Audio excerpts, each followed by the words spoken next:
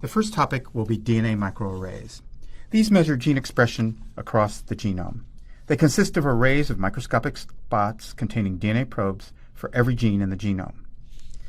The first thing to do is to manufacture a whole bunch of these microarrays, which can be used over and over again.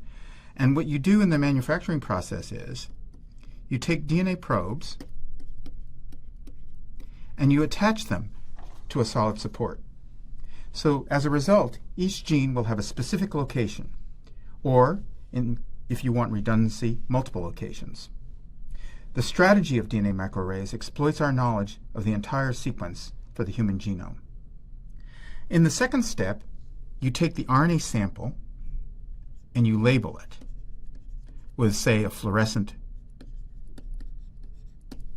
dye. And the RNA sample is very complicated with many kinds of RNA. But if there is a spot on the solid support that will hybridize to that RNA sample, you'll get hybridization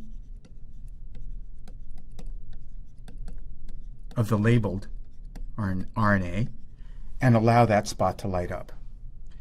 And each spot here, this is an example here of what a microarray would look like. Each spot reveals the level of expression for a specific gene. And under the microscope here, there's a blow-up. You can see that each spot is lighting up to a different extent depending on the level of expression. And you get huge amounts of data.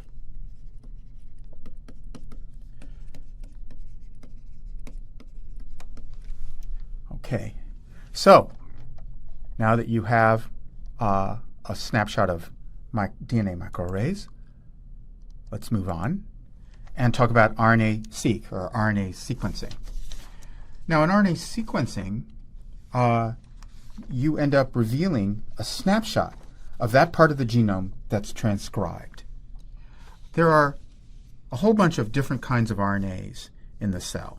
There are microRNAs, and I'm going to draw all of the RNAs as little short wiggly lines. And so the microRNAs will be these short wiggly lines. And you have messenger RNAs, which are longer and have poly-A tails.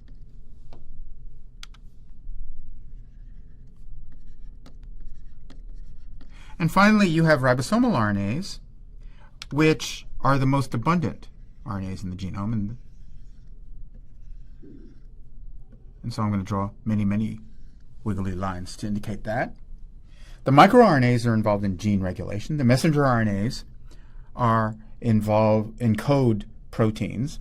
And the ribosomal RNAs are part of the translational machinery that decodes the messenger RNAs. So what you want to do, if you're interested in studying these things, is you might want to isolate them. For example, if you're particularly interested in microRNAs, you would do a size selection and select for the small RNAs in the mixture.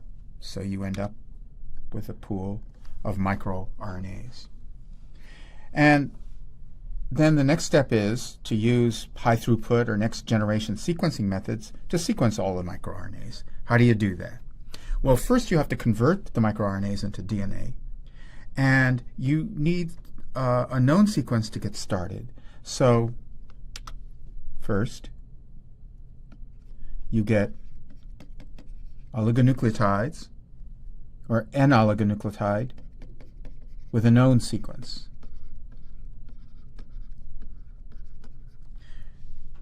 And then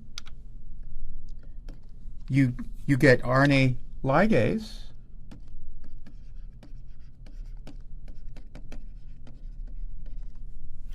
to attach these oligos of a known sequence to the 3' end of each of the microRNAs. And then in step 3, you anneal a complementary oligonucleotide primer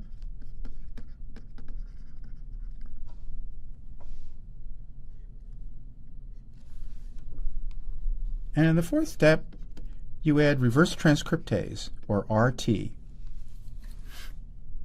to make a complementary copy of the microRNAs,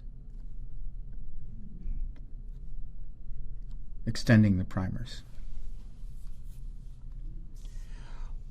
What about the messenger RNAs? Well, in the messenger RNAs, you do what's called oligo-T selection. You have strings of T's attached to beads. And what you do there is, first, you take the sample and you hybridize.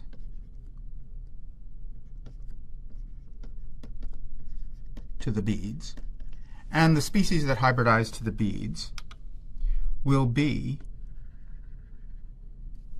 those RNAs with poly A tails.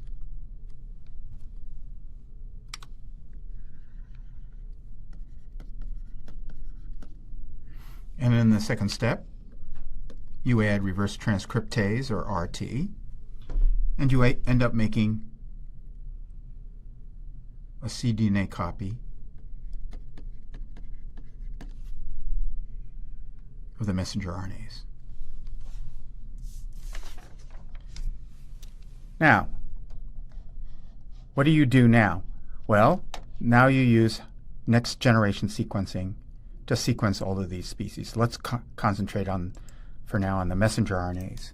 So these are the sequence reads you would get from RNA-seq. Here's an example of a gene. And this gene, of course, has exons in tan and introns in black. Okay? And when the gene is transcribed into a pre-RNA, it gets spliced into a mature messenger RNA. And then using the methods we just described, you can get short sequence reads off of the messenger RNA.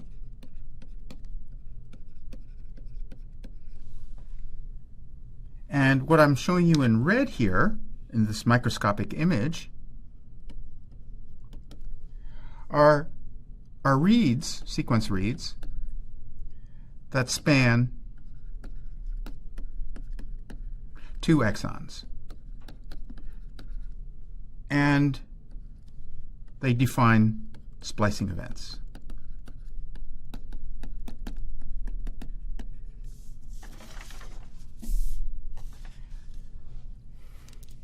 So let's summarize what we've talked about. For DNA microarrays,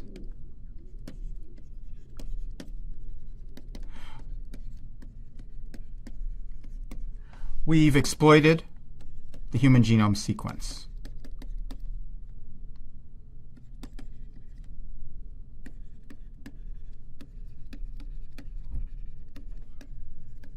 And we measure genome-wide expression.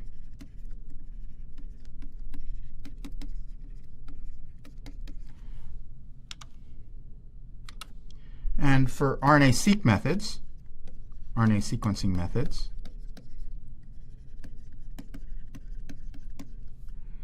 we also exploit the human genome sequence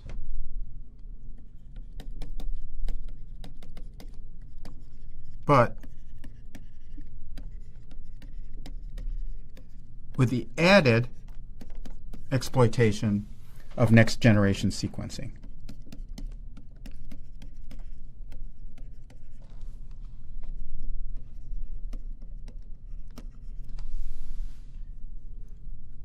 We also measure genome-wide expression, because the more sequence reads we have from a particular gene, the higher the level of expression. But in addition to that, we can find new RNAs, unexpected surprises. So there you have it, class, measuring expression across the entire genome. Thank you.